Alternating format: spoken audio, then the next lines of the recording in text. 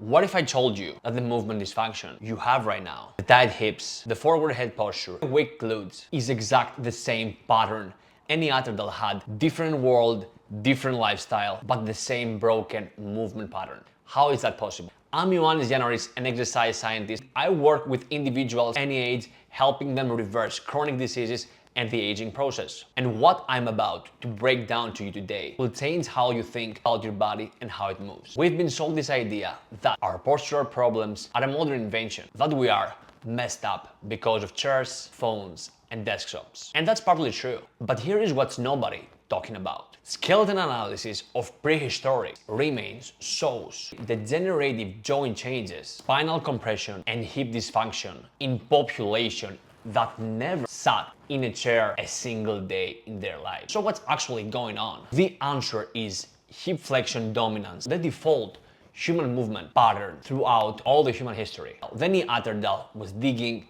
carrying in forward flex position all day. Modern human is driving, sitting, staring at the screen all day.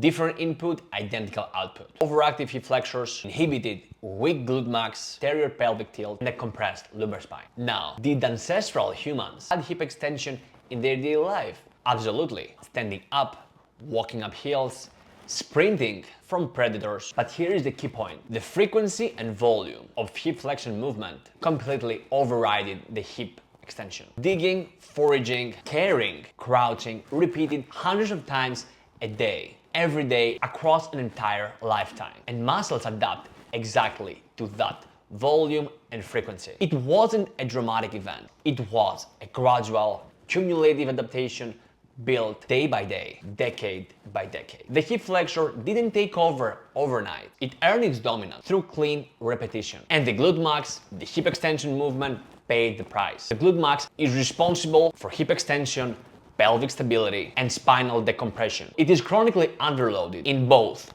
Neanderthal and you, because almost no natural daily activity, not walking, not carrying, not even prolonged sitting, generates enough mechanical tension through full hip extension range to keep it functioning optimally. So the romantic idea that ancestral humans moved perfectly and we destroyed ourselves is partially a myth. The hip flexor has always dominated. We've always had this imbalance. The difference is that they had no solution. Human movement science simply didn't exist. But today it does. And with our current understanding, corrective exercise, neuromuscular adaptations, and progressive overloading, we do not just manage the pattern, we reverse it at any age. And I have personally seen it in real-time cases. How a strength protocol based on an actual need of human body can reverse biomechanical dysfunctions that most people thought are temporary.